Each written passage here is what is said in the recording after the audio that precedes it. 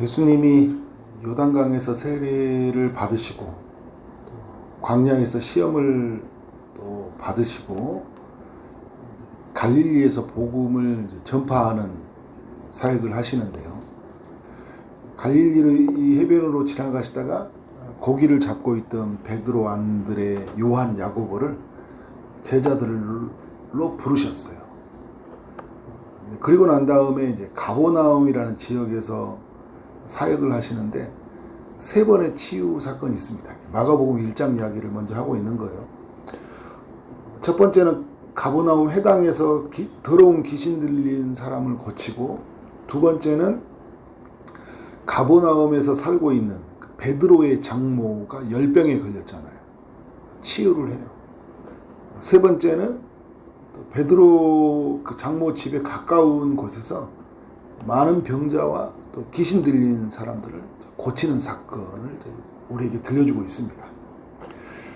오늘 마가복음 2장에서 특별히 1절부터 12절은 예수님이 다시 가버나움에 오셔서 말씀을 가르쳐 주시고 자신에게 찾아온 한 중풍병자를 고쳐주시는 이야기를 우리에게 들려주고 있습니다. 가버나움에서 일어난 네 번째 치유 사건이라고 할 수 있는 거예요. 가버나움에서 참 여러 일들이 일어나죠. 또 많은 치유 사건이 있어요. 가버나움은 이제 갈릴리와 가까운 이제 지역에 있죠.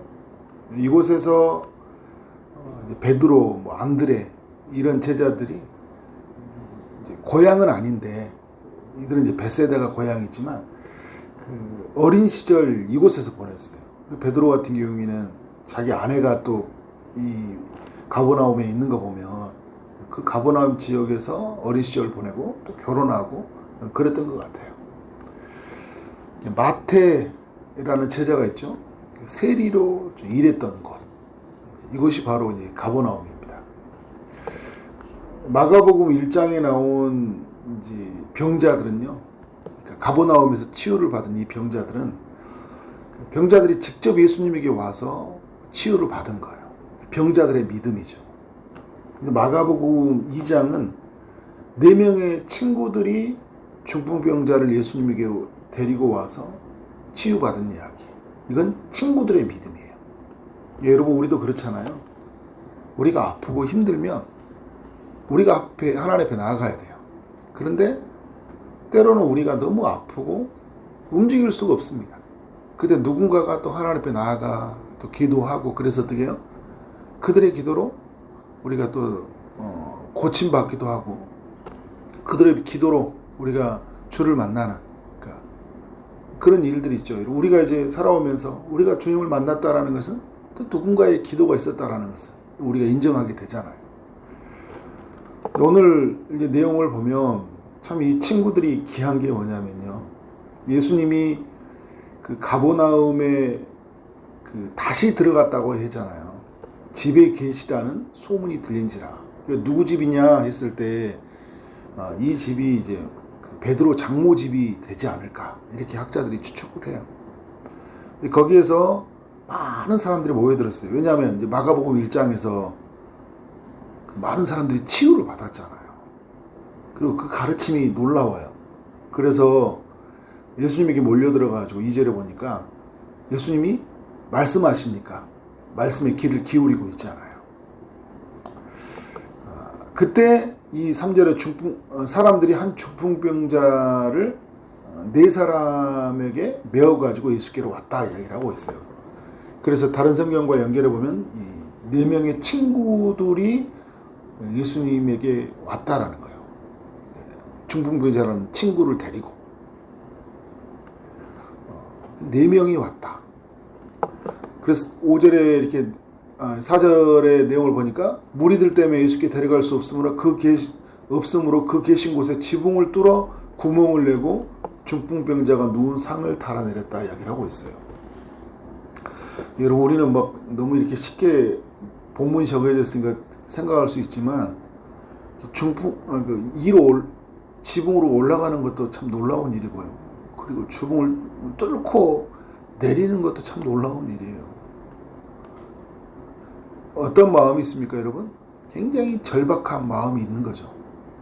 이 사람을 예수님에게로 꼭 인도해 주고 싶은 그런 간절한 마음이 있는 거예요. 예수님은 이들의 믿음을 보시고 5절에 보니까 그들의 믿음을 보시고 죽음기자 이르시되 작은 자야 내 제사함을 받았느니라 하시니라. 그리고 나서 그 치유를 해주시는 예수님의 일하심들을 우리가 볼 수 있습니다. 그들의 믿음을 보셨다라는 것은 어떤 믿음을 말할까요? 예수님에게 가면 고칠 수 있다라는 믿음이 있다는 거죠. 예수님에게 가면. 그리고 여러분 이제 소문을 듣고 왔다는 거잖아요. 사람들은 소문만 듣고 그냥 멈춰 있는 사람들이 있어요. 그리고 생각만 하다가 아무것도 안 하는 사람들이 있습니다. 생각만 하지 않고 어떻게 했다는 거예요? 행동했잖아요. 그곳으로 간 거예요. 내게 어떤 일이 일어났으면 좋겠다. 여러분 어떤 일이 일어났으면 좋겠다 하면 우리 주님께 아뢰고 또 아뢰야 되잖아요. 그리고 은혜가 있는 곳을 향해 가야 돼요. 기도할 제목이 있으면 어떻게 해야 돼요? 기도할 자리로 가야죠.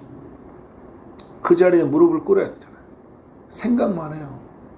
이런 일이 일어났으면 좋겠다.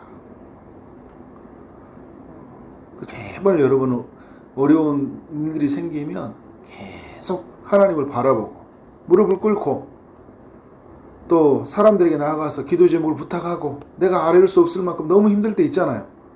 4명의 친구들이 왔던 것처럼 내 주변에 있는 동역자들에게 또 부탁을 하고 그래서 어떻게 해야 됩니까? 이 문제를 하나님께 아뢰야 되잖아요. 근데 오늘 친구들이 보여준 건 뭐냐면 생각만 하지 않고 행동했다라는 거예요. 지붕을 뚫고 갔다라는 건 뭐냐면요. 예수님이 아니고서는 이건 고칠 수 없다, 해결할 수 없다는 절박한 마음을 가지고 있다라는 거예요. 이 믿음이 그들에게 있다라는 거예요. 예수님이 아니고서는, 그리스도가 아니고서는 우리가 구원받을 수 없다.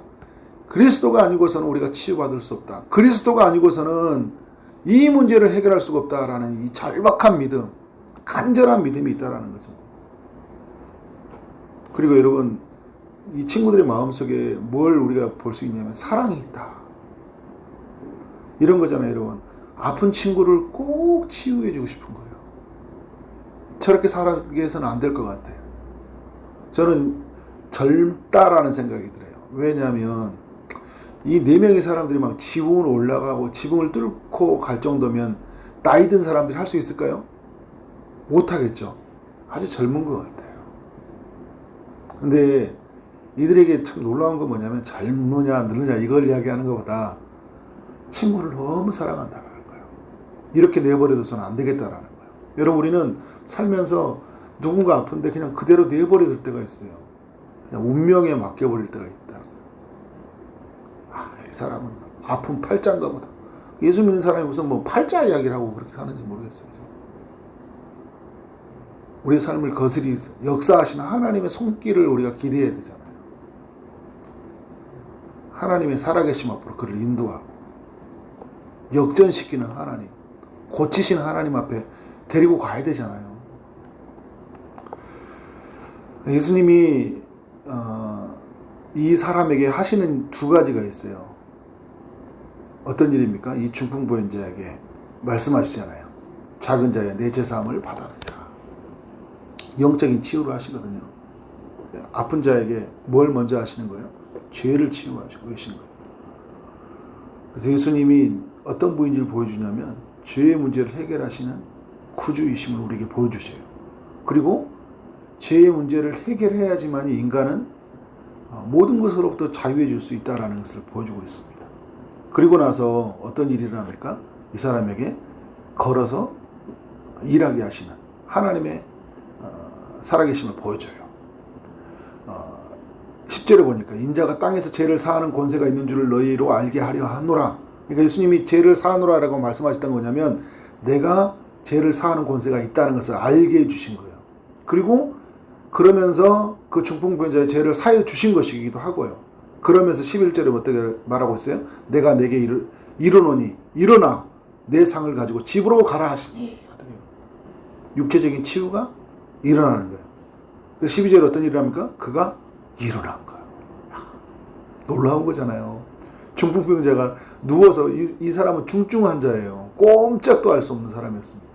그런데 어떻게 합니까? 그가 일어났다라는 거예요. 여러분 이게 굉장히 놀라운 말씀. 꼭 붙으세요 여러분. 그가 일어났다. 그가 다시 살아났다. 그 상을 가지고 모든 사람 앞에 나가거든 다 놀랐다잖아요. 놀랄 일이죠. 완전 놀랄 일이에요. 다 알잖아요. 가버나움 동네에서 저 사람 중풍병자로 꼼짝도 못하는 사람인데 그냥 일어나서 걸어가는 거예요. 하나님께 영광을 돌렸다. 하나님 살아계시구나. 하나님 일하시구나. 그리스도에게 나아가면 문제가 해결되는구나 라는 거죠. 네, 여러분 이런 이 이야기가요 성경에 보면 이제 나옵니다. 많이 나와요. 어떤 이야기냐, 그 병자가 직접 나가서 치유받은 이야기도 많이 있지만 오늘 내용처럼 다른 사람들이 와서 하나님께 간구했던, 예수님께 간구했던 이 치유받은 이야기, 그러니까 다른 사람의 믿음을 보고 치유한 이야기도 있죠. 예를 들어서 여러분 백부장 하인의 그 치유를 할 때 어떻게 해요? 하인의 믿음을 보지 않고 누구의 믿음을 보고 치유하셨습니까? 백부장의 믿음을, 이만한 믿음이 없다라고 하잖아요. 믿음을 보고 치유하신 거예요. 가나안 여인의 딸 스로보니가 여인이죠. 그 딸을 치유할 때도 어떻게 해요? 그 딸을 보고 치유한 게 아니잖아요. 그 딸은 지금 귀신 들려 있잖아요. 어떻게 하십니까? 예수님의 그 어머니의 믿음을 보고 치유하신 거예요. 그러니까 여러분, 그래서 우리의 막 자녀들의 문제, 막 이런 문제 있잖아요. 네가 기도해야 돼, 막 이렇게 하겠지만 또 우리 부모에게도 어떻게 해요? 하나님은 우리의 믿음을 또 요원하시는 거예요. 네가 믿느냐라는 거예요. 내가 하겠다는 것을 믿느냐라는 거예요. 그럼 하나님 앞에 나아가야 되죠. 그죠? 간절히 나가는 거예요. 나인성 가부의 그 아들을 소생할 때도 마찬가지잖아요. 죽었는데 어떻게 믿음을 가질 수 있어요? 그래서 여러분, 여인의 그 믿음을 보고 치유하신 거예요. 그리고 이제 누군가의 믿음이 아니더라도 예수님이 아주 주권적인 권세로서 일하시는 게 있어요. 베데스다 연못에 있는 환자를 어떻게 해요? 예수님이 먼저 찾아가서 치유하시잖아요. 주님의 일하심이에요. 개인이 하나님을 믿고 나아가는 것이 나가서 회개하고 고침을 받도록 주님께 요청하는 것이 받는 것이지만 예수님이 또 직접 찾아오심으로 말미암아 예수님이 어떤 존재라는 것을 보여주고 있는 거예요. 예수님은 각 사람들에게 그 주권적인 그 능력을 가지고 치유하시고 변화시키는 분이시다라는 걸 우리가 꼭 기억해야 되겠죠. 그래서 여러분, 이제 우리가 예수님에게 모든 권세가 있다. 죄를 사하는 권세, 또 병을 고치는 권세, 또 예수님이 만지시면, 일하시면, 말씀하시면 어떻게 해요? 치유된다, 변화된다. 이 믿음을 가지고 우리가 나아가는 거죠. 그죠? 근데 오늘 우리 주변에 보면 이런 사람들이 있나요, 없나요? 지금 아픈 사람들이 우리 중에는 또 여러 문제가 있고 또 우리 주변에 있어요. 이 믿음을 가지고 누구에게 나가는 거예요? 그리스도에게. 오늘 우리 안에서 성령으로 살아계시는, 역사하시는 그 예수 그리스도에게 나아가서 어떻게 해요? 요청하는 거예요. 도와달라고, 주님이 만져달라고, 주님이 말씀해달라고, 주님이 일으켜달라고 아뢰고 또 아뢰는 거예요. 우리가 원하는 것을 말씀해 주는 거예요. 그때 뭘 만납니까? 주님의 일하심을 만나는 거예요. 믿어야 돼요. 여러분. 믿어야 돼요. 생각만 하지 말고 행동을. 그분이 주권적인 그 능력을 따라서 역사하실 것을 믿고 어떻게 해요? 말하는 거예요. 하나님의 일하심이 우리 모두에게 있을 줄 믿습니다. 그렇게 나아가는 우리의 삶의 여정이 되어지기를 주님의 이름으로 축원합니다. 기도합니다.